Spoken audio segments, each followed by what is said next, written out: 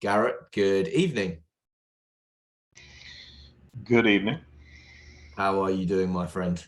I am fine. Thanks for having me on today. Of course, Garrett, of course. So, with my guests, I always like to say that I'm not going to steal your thunder, and I'm going to give the floor to you to introduce yourself. Okay. Garrett Smiley. I'm a Chief Information Security Officer for a company called Serco. I am based in the US, and so my purview is largely that hemisphere of the world. Yeah, But Serco is a UK headquartered company, and we are a federal contractor, and we offer various professional services underpinned by technology in a variety of um, areas: healthcare, justice and immigration, yeah. case management, uh, transportation. So, Okay. So I'm aware of what Serco does and what Serco is, but I think um, there's probably some people who may not know. So is Serco basically like a service provider and like an outsourcer to government organizations? Is that the kind of gist of it? yeah, predominantly that. I think that's a good way to sum it up. So, yeah, in those Okay. areas that I mentioned. Yeah. Okay. And in terms of numbers, what kind of scale are we talking here? We're talking a global business, I believe, but Mhm. locations, employees, that kind of thing. At a high level across the globe, I think we're somewhere above 50,000 employees. Wow. Um, um, I think I think annual revenue we're probably floating somewhere around 4 billion, give or take. Yeah. Um, so that's roughly the size, I guess you'd say. Okay. And so within your role, you're responsible for, at the global group level or predominantly North America. Predominantly North America. Yeah. Wow. So it's yeah, it's North America. That's probably the simplest way to put Sure. it. We have work in Canada and some other places that are outside of that, but predominantly yes. And a day in the life of a CISO at Serco, what does that actually entail? What are you doing on a day-to-day basis? Well, I think the simplest way to put it would be predominantly risk advisory services. Okay. Um, CISOs aren't in the position of actually fixing the risk, but we should be in the position of pointing out what the risk is and the recommended actions that the business needs to take, given whatever particular people or business units or departments are involved, because sometimes it can involve multiple. But um, yeah, we are. I like to use the analogy of a lot of people like to equate um, security folks to cops, Okay. which is not a correct analogy. We are closer to the person at the behind the desk when you're going to get your driver's license. Okay. We can tell you what you need to do to get that. We can help you through that process Yeah. so that you come out the other end, but you've got to bring yourself prepared and Okay. do what needs to be done so that we can give you the license and say, okay, you know, you shouldn't be driving without this. Do you follow? So the cop is somebody else. Of course. I'm just telling you what you need to do to be compliant and secure. So yeah, that's really our function. So we I my team and I we do those things with security requirements in mind, with privacy requirements in mind, with Okay. governance, risk management, and you know those types of things in mind. But ultimately, it's all just different ways of saying risk, Right. pointing it out. Does this align to the organization's risk appetite? If it doesn't, saying, hey, here's the steps you need to take to bring this back into line with your risk appetite to avoid those um, scenarios where you're going to get yourself owned Okay. and it's completely avoidable. So, yeah, Right. that's pretty much what we do without getting into the details of it. Sure. And so how is that role manifesting itself at the moment, right? What are some of the big security, I guess, initiatives or projects that you and your team are working on at Serco right now? Well, I mean, as far as kind of like the day-to-day stuff that we pay attention to, incident response is a huge thing. We need to be able to respond to things to make sure that, the organization doesn't get owned. That obviously is very reactive, but that's a big part of what we do. There are other things that we drive that are, I would say, probably more proactive in nature, such as vulnerability management, identity management, um, some of the areas that I mentioned before, like, audit assessment, GRC stuff, and just the general security operations, daily duties, checking tickets, just working things, you Sure. know. Anyway, but as far as like projects that are actively being worked, we are working some things this year that are going to be providing us additional or extended capabilities in the area of data governance, Okay. as well as some other areas of governance like firewall governance. Right. So those are probably two of the things that we're seeking to improve via um, implementation and rollout projects. Okay. And a kind of follow-on question, which is a mix of topics that we've spoken about. So, um, when your CISO team, you mentioned you compared yourself to the person who's sets the rules for what you need to get the driver's license. Um, if we equate that to things in like security appliances and security infrastructure, is your team the team which will advise the policies which need to be set on a firewall, for example? Are you responsible for actually choosing which firewalls to use, or are we, is it a completely different governance topic that we're talking about? Well, the governance product that we're rolling out is a product separate from the firewall itself. It's governing rule sets, what is in place versus what should be and how it should be and for how long should it be and that type of Okay. thing. So our locus of control as appropriate is one of oversight, monitoring, and governance. Yeah. And uh, so we're not the ops of it from a technical point of view. So we're not tech ops, whether it's cloud, on-prem, whatever it may be. Yeah.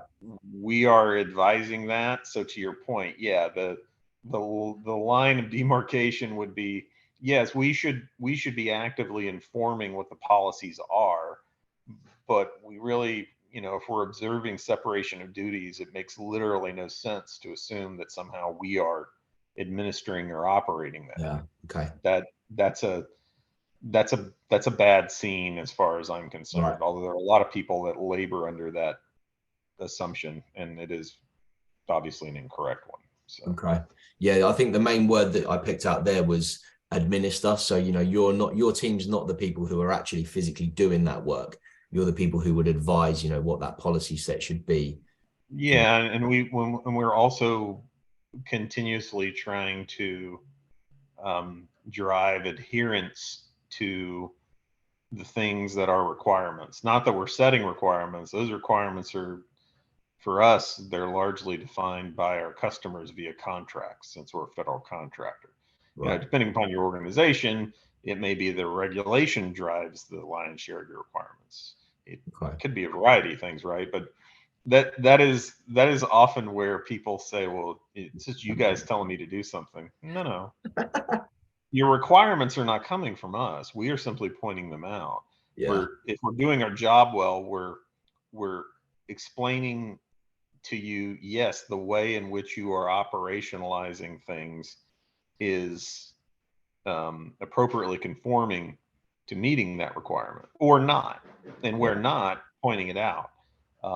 And generally, it's just as simple as saying, hey, what's your process? What's your requirement? Are you following it? No, you're not. Okay, well, you need to be. Okay. And you can make it actionable and prescriptive. You can help them in that regard. But I've had a lot of people come to me and say, solution this for me. And I'm like, no, I'm not going to do that. Not Mm, because I'm not able, but because there's no point. You need to solution it because you need to own it. yeah. You know, Okay. it's the difference in thinking, oh, it's a security team that produces a security plan. No, I hope not. Yeah. No, the security plan better be produced by the people that are putting forward the system or the solution or whatever it is, and the security team can help vet that and say, yes, that is appropriate. That's an Mm, appropriate way to meet asset management, to yeah. meet change management, to meet configuration management. Um, so that brings us back to my point about it being advisory.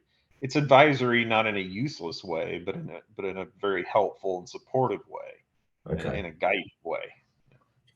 Okay. So with all that in mind, then I'm guessing that you probably still have some interaction with vendors, right? And to support your role, I'm guessing you still are involved in procurements and bringing new Oh yeah. security technologies or something of that ilk onto the business. So, and when I speak to a lot of people in your kinds of roles and positions, they're often saying how they're constantly hit with sales and marketing messaging, and trying to be engaged by vendors. Is that something that you experience? What are your thoughts on that? Oh, continuously. I mean, I still find myself in the position of putting in purchase requests, and we do it all the time. I mean, it's generally Yeah. either me or somebody on my team doing that. So whether it's continuing to use a particular tool or solution that requires procurement, or seeking new ones out, either as an additional complementary thing or in replacement of. Okay. um, and my budget spend is both labor and non-labor. So when it's non-labor, the overwhelming majority of that tends to be gobbled up by licensing. By technology.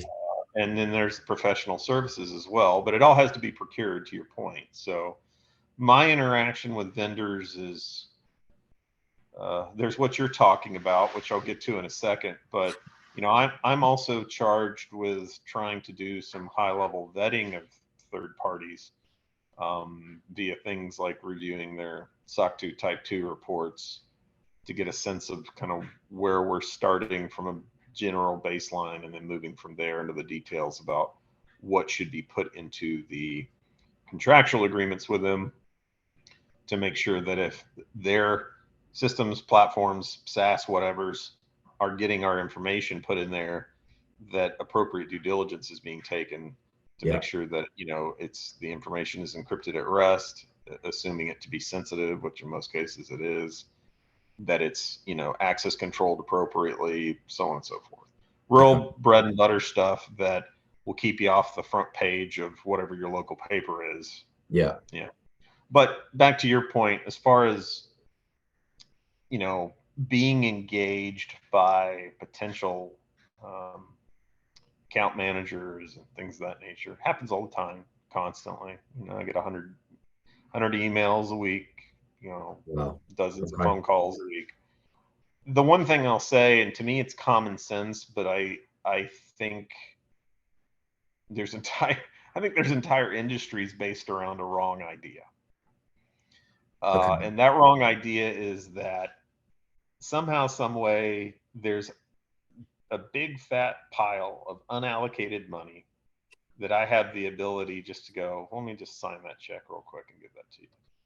Okay. It's an absolute fantasy, but yet that is the way in which I am approached by probably 70% of these account managers. It doesn't make any sense.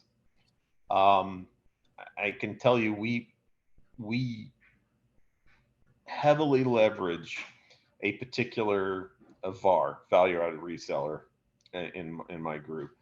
I'd say almost all of our purchasing is done through them, almost all of it. Yeah. Now, if you go and ask the account manager for that VAR, how long did it take you to get into Garrett's good graces, and not just mine, I'm saying that a little cutely. How Yeah. long did it take you to become a supplier, right? To Serco, specifically to the InfoSec group. And he would laugh and say, as long as Garrett told me it would take, which was honestly almost 2 years. Wow.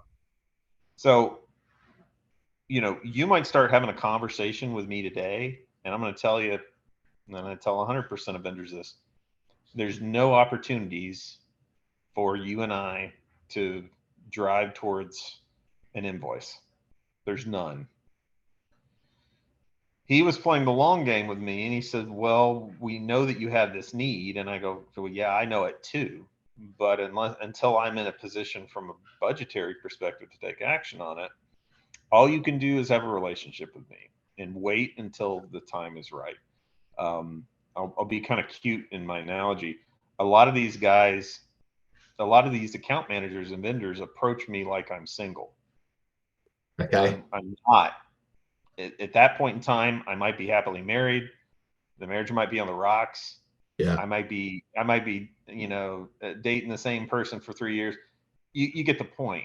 I'm not available.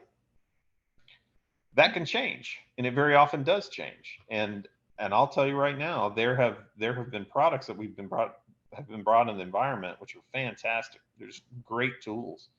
Whereas before we had them, if you'd asked me, hey, do you think there's ever a chance you'll get that because of how expensive it is?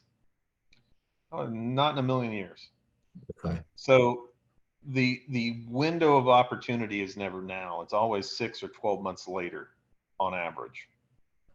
And then you start dialogue. And then it might be another 6 or 12 months before you actually get to a point where a PO is cut and done. Yeah. There's an actual purchase order. One of our biggest spends that we just did a minute ago, it took 2.5 years. Mm. 2.5 years. So this stuff's got a long tail, and I tell the account managers that I'm like, when you speak with me, understand this isn't going to be speed dating. This is going to be an engagement with a a long tail. And that's the main thing. I think if you understand that and you're approaching those who you want to do business with, know that it's a long game. It is a Right. long, long, long game. So then off the back of that, then I'm going to ask another question. So you said that there's 60 or 70% of people that reach out to you, which expect, a PO like that. So I'm guessing the messaging is quite immediate, asking if you're interested to purchase something, etc. The other X amount who realize that it's a long game and that it's about education and generating a relationship, etc. What are those individuals doing? Whether it's when they cold call you or when they contact you on email or LinkedIn, what are those individuals doing which helps them generate a relationship with you? Um, they seek to engage me to actually have the relationship. It's not what problem are we solving. Um, Case in point, I go to many conferences throughout the year, and those conferences are more often than not paid for by vendors. Yeah. The vendors want time with the security executives there, and there's 70% of them, like I said, and this is kind of a rough figure. There's 70% of them that think, okay, if I can just have a conversation with them, I'm sure I can close a deal in 90 days. Absolute nonsense. Right. Now, if somebody is there and they've got something where they're like, you know what, I need to replace X, and the budget for X is Y, and they don't have somebody lined up yet, they haven't done an analysis of alternatives, they haven't done market research. Okay, sure, but those opportunities are few and far between at those conferences. That's not generally going on. Yeah. So the other 30% approach me to where honestly and they're honestly interested and want to engage me so that they can educate me on their product and their offering and their services and evangelize that to me, knowing that I might not be in a position to seek them out for 6, 12, 18, 24 months. might not be in a position to engage with them at all with my current employer. Yeah. But they're looking at the long game and they're like, well, you might go to another employer and be doing the same role. And you might go there and you might not have the solutions that you had at the previous employer. And then they've acknowledged that, yeah, we need to invest in this.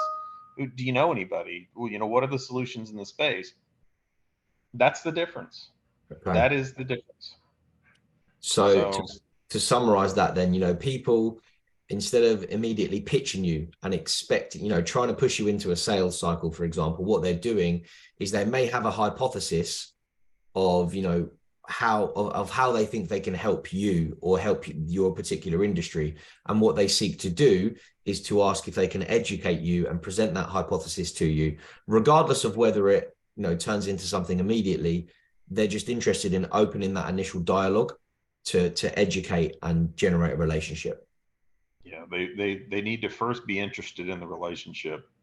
They need to second be interested in explaining to me what it is their solution does and articulating it in such a way as to where they can tell me in a sentence or two. Okay. I would argue if they're not able to do that, they don't actually understand what they're selling. And I don't Yeah. even know if they're going to be with the company they're with in a year or two, because they're salespeople by trade, and there's nothing wrong with that. But there's Mhm. no relationship with their employer, so there's not going to be one with me. Right. These are kind of brutal facts, but it's just the truth. And then third, once you've educated me on what it is you've done and you have sought to establish that relationship with me, it can't be with expectations. That's the problem where most of them mess up. They're like, well, can I call you again in a month? I'm like, no. I go, because in a month, what's going to change? Nothing. If something changes, I'll let you know. And if you've got a relationship with me, you're going to hear about it. Okay. If you don't, you're probably not going to hear about it. Right. But the one thing they can do in education is when those windows of opportunities pop up, and Garrett now says, "Hey, you know what? I need X now.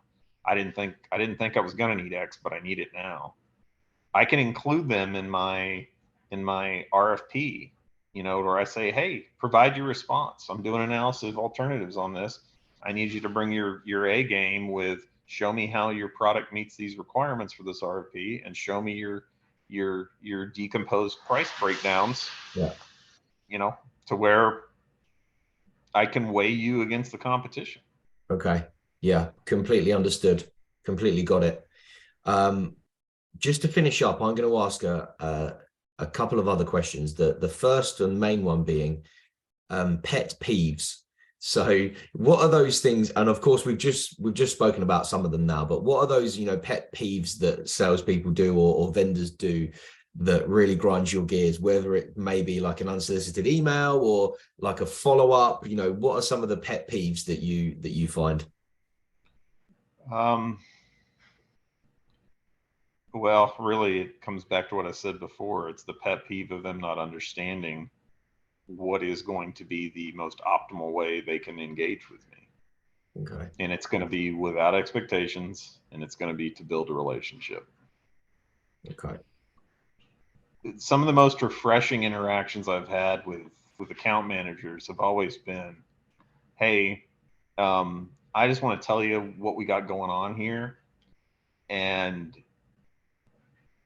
I completely understand when you tell me there's not a window of opportunity. I can't tell you how rare it is that I get told that. Okay. Generally, what it is just push, push, push, pressure, pressure, pressure." And I like, nobody has ever responded to that kindly. I don't know why you would think that I would. It doesn't offend me. I'm just like, you're wasting your time. Mm, You need to be focused on, well, quite frankly, it goes back to evangelization. You got to be excited about what it is you're selling me, and you've got to understand what the problem is that thing solves. You've got to really understand it, because if you don't understand it, you're going to be cut from my budget. right. That's the truth. I mean, that's the other headwinds that are going on right now is consolidation of spend, at one-stop shops. Yeah.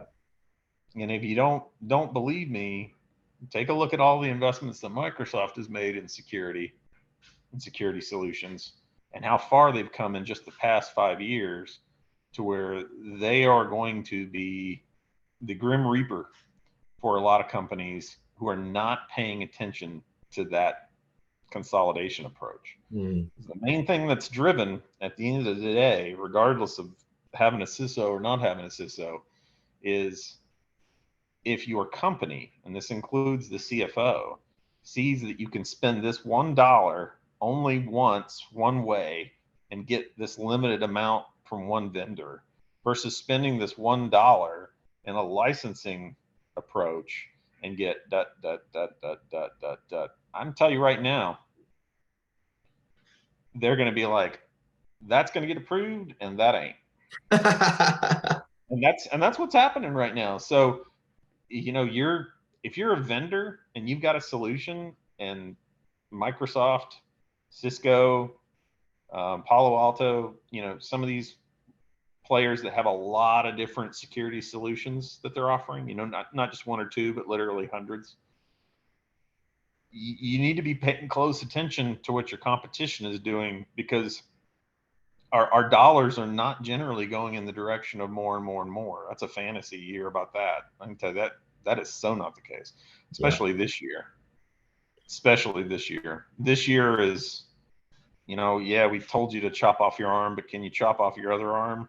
Mm. It's not. It's in preparation for headwinds. It is not with an expansion mindset. Not that that's something that security shops generally Right. are having, but yeah. So we're looking at a consolidated, IT and security environment, right? If you can use one vendor for multiple different things that you're currently doing with, multiple different vendors, that's an attractive solution to a security department. Well, it doesn't. It well. Don't be confused.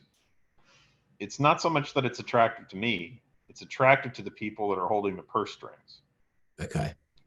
I mean, in theory, in the abstract, I would always prefer to have 10 different vendors offering 10 different solutions, because you don't have that lock in and that dependency, because that is a downside. But I'm just saying, realistically, to what you were saying, if I go and get a particular level license from Microsoft and it gives me 100 things, and I would have to spend 3 times that amount going out to other vendors, I'm just telling you, the CFOs are like, we don't want to spend anything on anything. Yeah. So what do you think they're going to green light? You know what I mean? Right. Completely got it. Well, Garrett, that's been super, super interesting and super useful, and great to hear the perspective of someone who's in such a large organization such as Serco, and someone who's leading a security team for a location as big as North America. So I would like to wrap up here and to say thank you, Garrett, very much for your insights. And yeah, super useful. Appreciate you joining. That was a great insights. Okay. Yeah. Thanks. Appreciate it here too. We'll catch you soon, Garrett. Thank you very much. Alrighty. Bye-bye.